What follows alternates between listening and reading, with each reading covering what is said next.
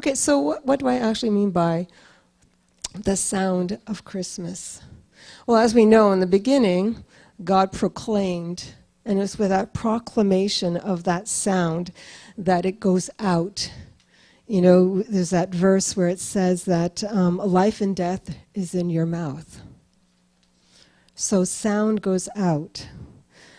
And the sound that goes out, the sound that goes out makes an atmosphere.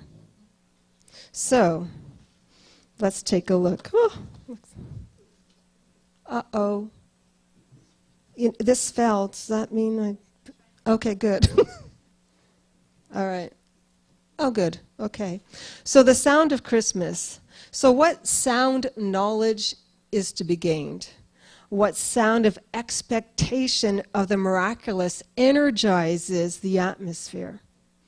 What sound of hope and joy penetrates the soul? So what sound comes forth from generation to generation? And you see, we'll do a little history of the word Christmas. So Christmas has different meanings to society. For some, the meaning has absolutely no meaning at all. It's just another day on the calendar. For others, it's just a time to partay and get drunk. It's true. For many, it's a time for the excitement of Santa and his reindeers. And for a select population, the underlying meaning is to celebrate the birth of Jesus, the Christ. Christos in Greek, which was translated from the Hebrew word meaning Messiah, the anointed one. And Masse is from the Latin word missa. So the actual word Christmas was first coined in the year 1038 AD, and originated from two Old English words, of course, Christ and Mass. Christ, of course, meaning anointed one, and Mass from the Latin word describing the celebration of the Eucharist. So Christ's Mass, which describes a type of service to remember and to celebrate the miracle of the birth of the Messiah. In Isaiah 9, it says, "For us a child is born, to us a son is given, and the government will be on his shoulders. And he will be called Wonderful Counselor, Mighty God, Everlasting Father, Prince of Peace." This son to us, this son given, is the one who reconciled the world to God by paying the ransom price with his anointed blood. Christmas is a continual reminder to rejoice in that loving act which brought in the new kingdom in Christ, in the Christ. So God's perfect timing, he has perfect timings. His perfect timing, his word was made fleshed out. It fleshed out and lived among mankind. That miraculous event broke the supernatural barrier of sound, causing the atmosphere of heaven to penetrate mankind once again. So we see in Luke, the angel said to them, "Do not be afraid, I bring you good news that will cause great joy for all the people." That was the sound that broke the atmosphere. You see, so in the town of David was a Savior, has been born, and he is Messiah the Lord. And suddenly a great company of heavenly hosts appeared with the angel, praising God and saying, "Glory to God in the highest heaven, and on earth peace to those whom his favor rests." Can you sense the true sound of Christmas? Do you sense the sound of the life-giving source? Well, it really all depends upon the atmosphere that you carry and your receptiveness to the sound. So what station of attitude, perception, and belief are you tuned into, and perhaps unconsciously transmitting it to others? So today, I would like us to hearken our ears to the sound within an atmosphere just prior to the conception of the Son of God, and then leading up to the time of his birth. The time that is now referred to as Christmas. So, much like today, the biblical times were not so different at all. There were various sounds that permeated through the atmosphere, causing all sorts of transmissions. So let's consider what the sound was like during the 400-year time frame between the last prophetic words spoken, as recorded in the book of Malachi in the Old Testament, to the angelic announcement of the miraculous birth of the Son of God. It was 400 years of silence. No new prophetic word of God was received. Wow, you just think about it, 400 years of silence. When we get all frustrated and discouraged after a month when our prophetic word doesn't come to fulfillment, or when our unanswered prayers don't seem to get answered, we get frustrated, but this is 400 years. 400 years waiting for the fulfillment for God's word to come to pass, waiting for his promise of deliverance, freedom from the oppressors, salvation, victory, and peace among his people. But there was only a sound of silence.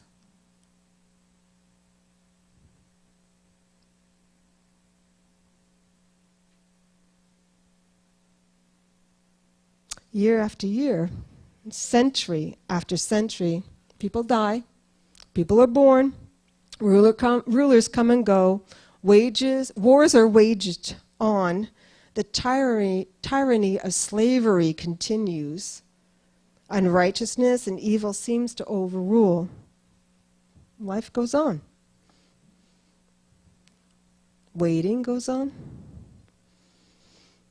Perhaps some people on their journey gave up hope because the hardness and the discouragement and the unfairness of life left them hopeless. And their faith in the promise failed them. They just expected more of the same. And perhaps others, with their persistence of their faith in the expectation that this hope of the promise sustained them through the hardships, and eagerly transmitted this hope from generation to generation. The message of the Messiah is coming was heard, so that they too would be able to persevere. And yet, it is within these two very distinct types of sounds, the sound of expecting more hopelessness, and the sound of expecting the fulfillment of the hope, that those suddenlies of God are experienced. Because just like the song, for the workings of God are not defined by the sounds within the atmosphere. His workings are defined by his sound of wisdom, his everlasting love and perfect timing. And although we do determine the sound within the atmosphere that we carry, that is made up of our attitudes and our perceptions and the expectations that we have and our receptiveness to the change, God in his grace and his mercy, he does send us influencers to help tweak the frequency that we're on so that we can be on the right station to hearken to the sound of his voice. And sometimes those influencers are of the supernatural kind. So can you imagine for a moment, you're just walking along during your daily routine, just doing life, expecting to have the same day that you had yesterday. But somewhere, just deep down inside, you know that one day, somehow, the Messiah is coming. The angel Gabriel was sent from God, from God's presence, to an unmarried girl named Mary, living in Nazareth. She was engaged to a man named Joseph, a true descendant of the King of David. Gabriel appeared to her and said, "Grace to you, young woman, for the Lord is with you, and so you are anointed with great favor." So we're walking along our day, and suddenly an angel's talking to you. Wow, that would be something unexpected, huh? But are we ready? Are we ready for those unexpected moves of God in our lives? Do we anticipate those suddenlies, or has the chores of life just discouraged us and we become really unreceptive to the sound of his great hope? What we must do, we must continually just stir up our faith, by remembering what God has done for us in the past. And sometimes if we can't think of anything, then let us remind ourselves what he's done for other people, and let's be stirred on by that. What has he done in other people's lives? We need to become more and more attentive to the workings of God all around us, and be open to the way that he chooses to move. When we think about the genealogy of both Mary and Joseph, they came from generations that were transmitting the message of hope. The Messiah is coming. But what a day this messenger of God has brought for Mary. Life as she knew it would no longer be.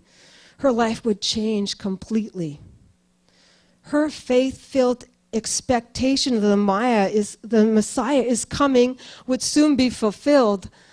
But I don't think it's the way that she thought it was going to happen. Whoop.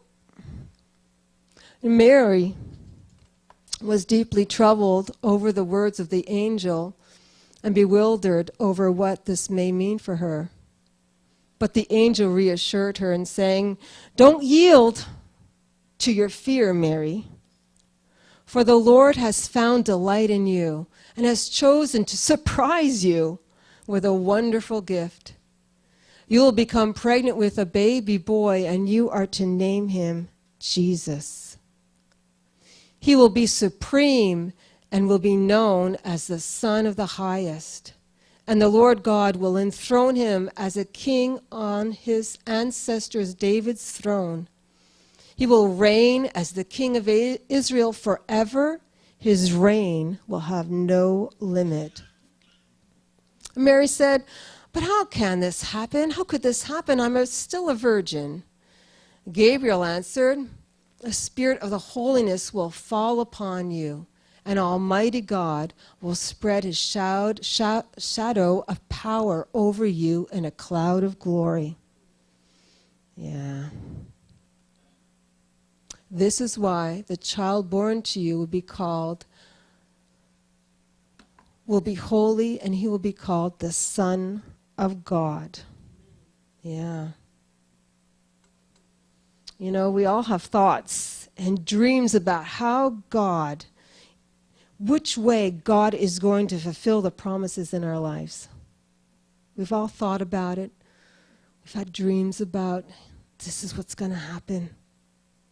But are we ready to submit to his way that he has already planned out?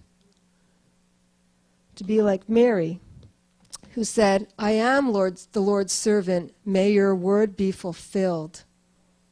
Then the angel left. Living life with the expectancy for the miraculous of God can birth an abundant life within. But we need to take authority over that fear. Like the angel said, don't yield to your fear. Fear of those unanswered prayers. Will they ever get answered? What should I do? Doubt, frustration, that fear of the unknown. What if I do that? What if I don't?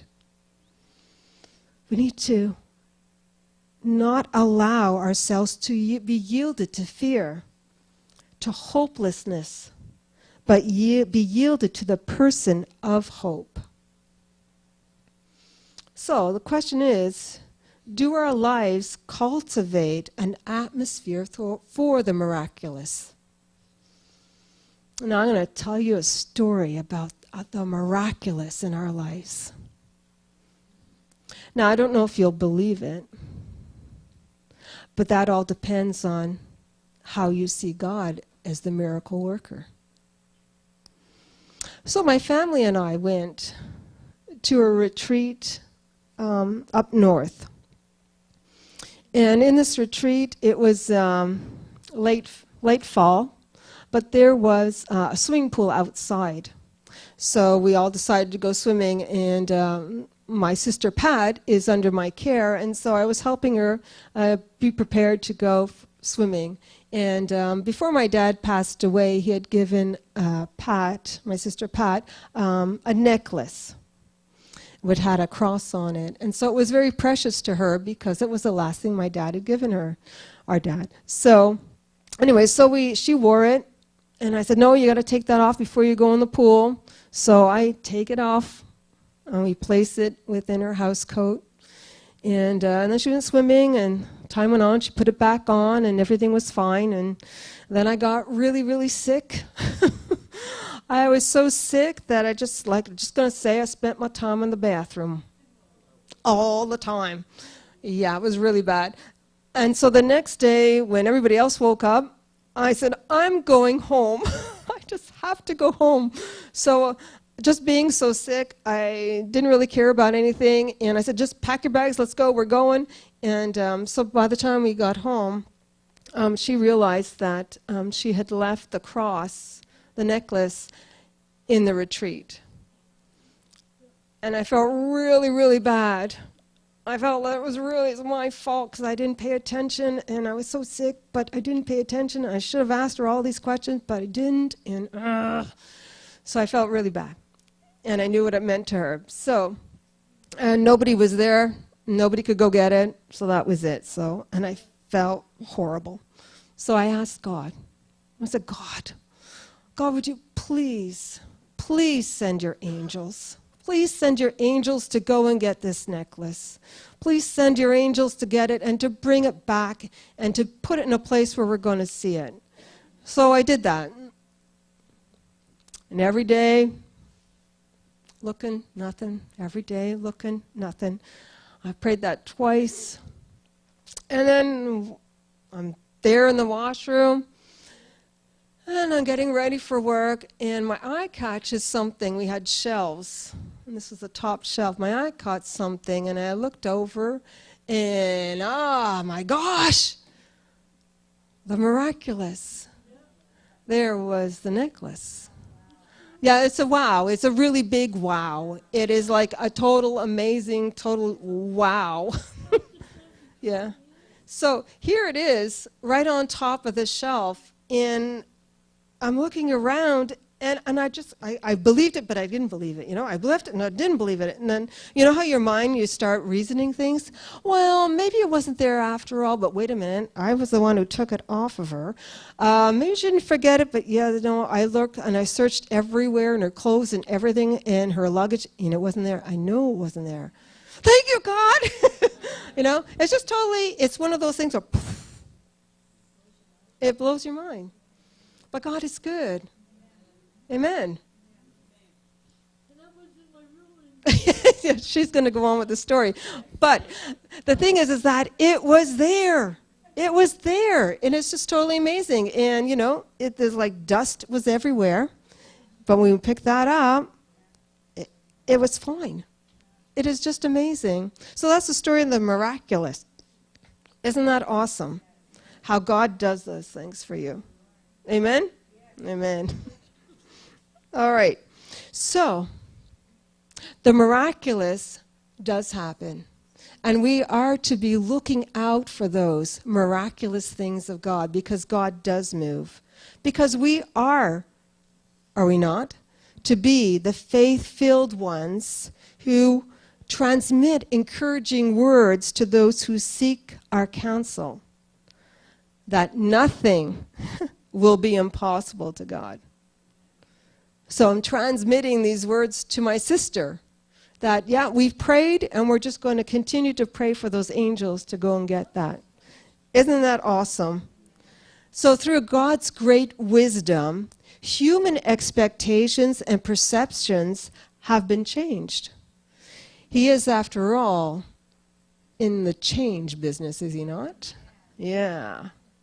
So God's desire for us to see situations through his understanding, through his wisdom, through his divine plan is so much that he wants to do that he will use any means possible to convey it. Remember that donkey story in the Bible, donkey and Balaam? How he used a donkey, right? Well, he even have always used dreams. So it was through dreams that Joseph heard God's messages. So when you think about Joseph, what a shock and dilemma Joseph found himself when he was told that the Virgin Mary was pregnant. Scripture tells us that because Joseph was a righteous man, he considered ways to secretly break off the engagement so not to disgrace Mary. Just think about it. Joseph, he had put aside his hurt, his pride, he put aside the offense, and solely thought about Mary's welfare. I can imagine the mental anguish and the emotional tug-of-war, of the thoughts of betrayal, and for the love of Mary, it just must have worn him out that what happened? He fell asleep. And then God sent the influencer. The angel of the Lord appeared to him in a dream and said, "Joseph, son of David, do not be afraid to take Mary home as your wife, because what is conceived in her is from the Holy Spirit. She will give birth to a son, and you are to give him the name Jesus, because he will save his people from their sins." So Joseph was expecting to divorce Mary from being his fiancée, but God had a change in plan. Whoop! Wrong one. Uh-oh. What am I doing? Now I'm...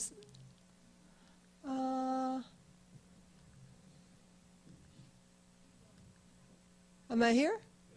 Thank you. Okay.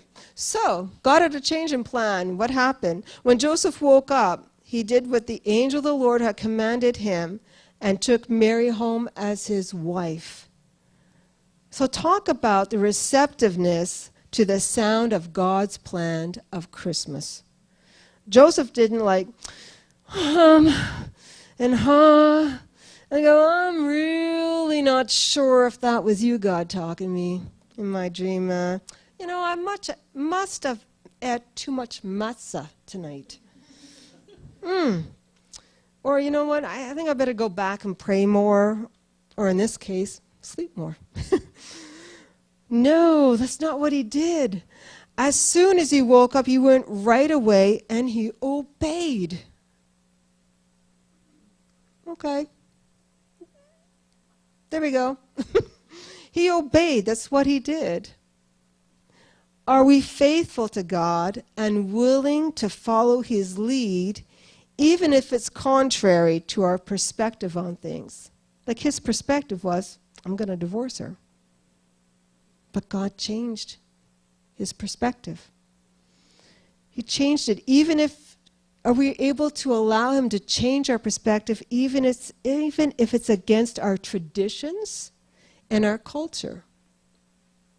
Are we willing to adapt to this new revelation? Do we trust God enough to put aside our plans and transform our reasoning to His reasoning for the sake of the kingdom advancement? There's a lot of times when I was adapted. I had my own way of thinking of things, and I had to allow God to change them, to change my way of thinking. And you just had to be willing. Well, maybe God, maybe I don't really understand it right now, but I'm going to allow you to help me to understand so that my perspective can be the same as your perspective. You know, because God does have His divine plan, and He sets in place the natural to be used for His supernatural. So in those days, Caesar Augustus issued a decree that a census should be taken of the entire Roman world. And everyone went to their own town to register. So Joseph also went up from the town of Nazareth to Bethlehem, the town of David, because he belonged to the house of the line of David. He went there to register with Mary. She was expecting a child. So we see how God kind of hijacks the plans of Caesar Augustus in order to get Joseph and Mary into the right location at His right perfect timing. So God used man's natural, creative idea of the first ever census to fulfill prophecies told. O Bethlehem, you are but a small Judean village, yet you will be the birthplace of my King, who is alive from everlasting ages past. So let's think about this really. You know, if it was not commanded by law, Joseph would never have taken his almost due, just about to give birth wife on a 3-day journey on a 4-legged creature to travel through mountains and valleys, the country hillside. So what seemed to be another forced rule of governmental law became the means of which God's word was fulfilled. And while they were there, the time came for her baby to be born. She gave birth to her firstborn son. She wrapped him snugly in strips of cloth and laid him in a manger because there was no lodgings available for them. I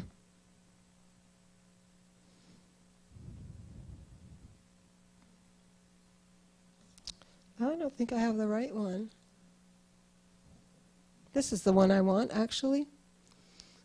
He will reign on David's throne over his kingdom, establishing and upholding it with justice and righteousness from that time on and forever. The zeal of the Lord Almighty will accomplish this. These are at the right place at the right time. So the sound of God's kingdom rule is not barred by earthly governmental obstacles. His kingdom reigns no matter what. You know, have you found that sometimes obstacles make a way for a change of plan, so that we end up in the right place at the right time? Sometimes you're driving and there's traffic and you think, oh, I'll never get there. But maybe God is slowing you down so you don't get into an accident somewhere else. You never know. Right place at the right time. Sometimes our plans get changed because God wants you to be somewhere so that you can speak life into somebody else. Sometimes the obstacles create opportunities. You're going to love this one. Opportunities for character growth, for faith building. Whatever the obstacles are, God is always able to use them. Including the sound of the noise of the hustle and bustle of the crowds. I don't know about you, but the level of noise of the chatter of the malls and this rushing around at Christmas time crying, it drives me crazy. The sound of this type of atmosphere actually makes me sick, and I want to leave as soon as possible. The sound of commercialization and the pressure of having to get everything on one's list just invades the season. And the joy of it all just gets sucked out of the atmosphere. And I don't know about you, but my happy comes in January. Yeah, we all know what we're talking about, huh? Yeah. But don't get me wrong, like, I love the Christmas lights. I love the Christmas music. I love all the shiny decorations, the music, the joy that it brings, the excitement. Have you seen the movie Elf? Don't you just love him? I love him because it's like, Santa! Santa is coming! Oh, Santa is coming! And he gets so excited. And I think, why don't we do that with Jesus?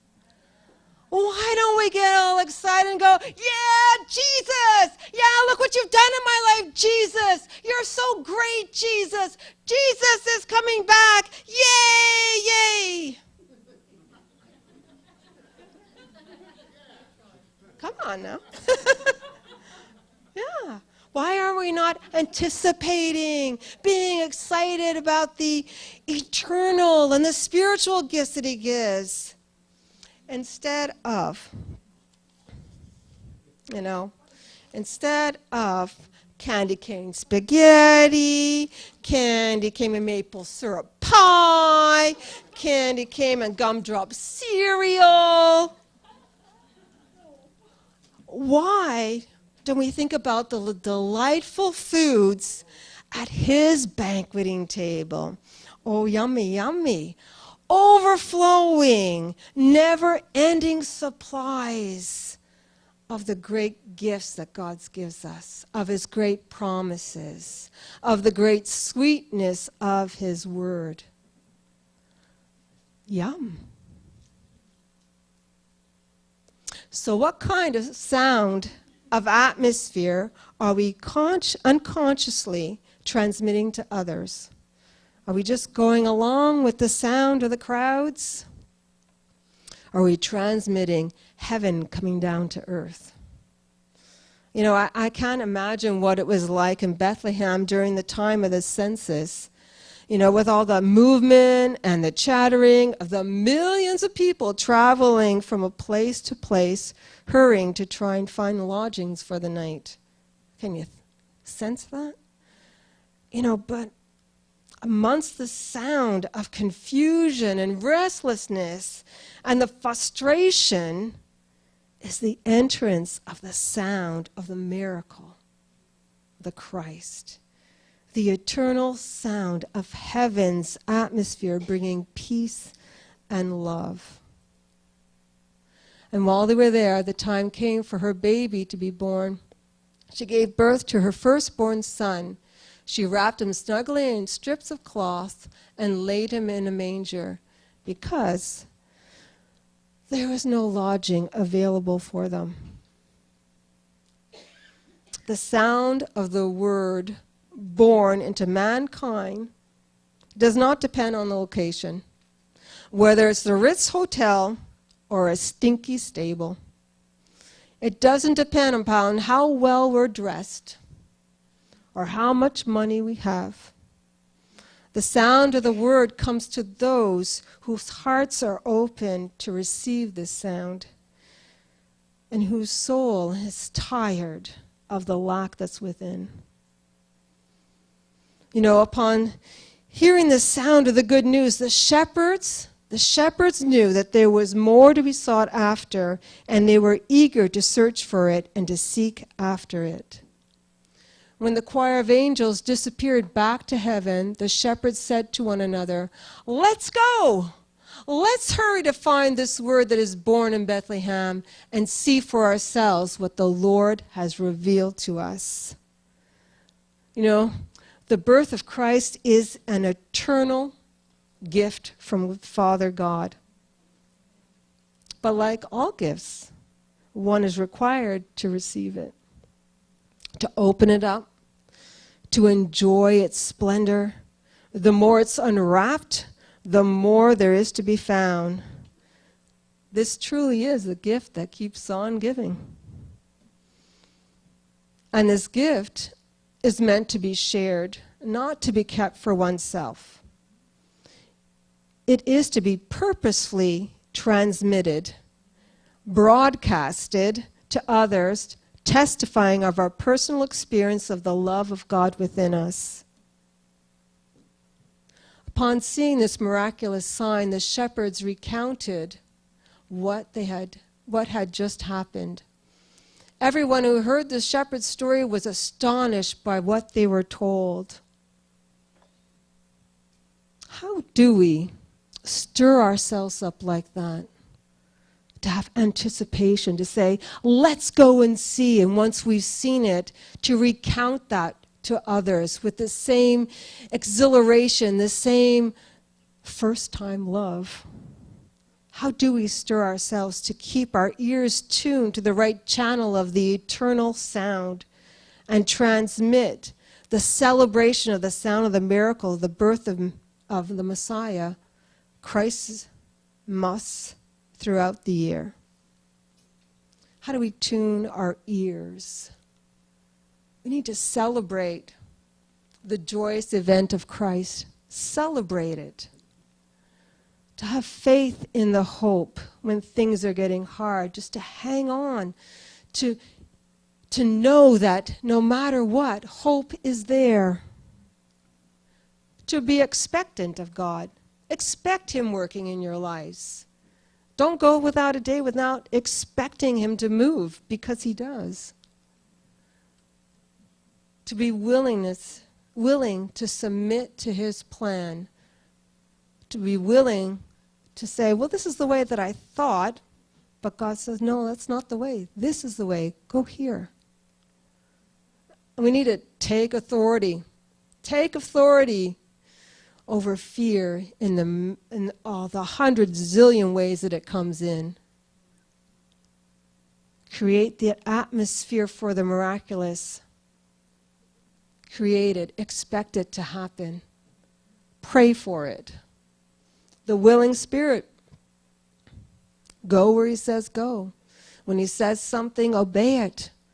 And see how God will move in that miraculous ways. Give the gift.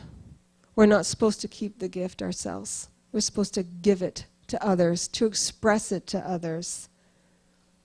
So let's tune our ears to the real sound of Christmas, the birth of Christ, and give someone else an opportunity to open this eternal gift for themselves. That's what it's all about. Let's pray. We thank You, Father. We thank You that we are able to celebrate the birth of Your Son. We thank You for the miraculous gift. We thank You for that gift, that how it has been birthed within our spirit. And we ask, Father, that that birthing would create eternal fruits, that birthing would create an abundance of life expectancy of You moving in our lives. We thank You. We thank You for what You're doing in our lives. And Father, I ask that You would stir us on, that You would make us so excited again, just like when we first found out about You and asked You to be the lover of our soul. That first time that we knew You, stir that back within us so that we can be contagious with excitement and eagerness to share who You are to others, so that they too have the opportunity to dwell into that gift, to see its splendors, to explore, to know more about You. Help us, Father, to know more about You ourselves, and to say, Jesus is coming! Yay! Amen? Amen. Bless you all.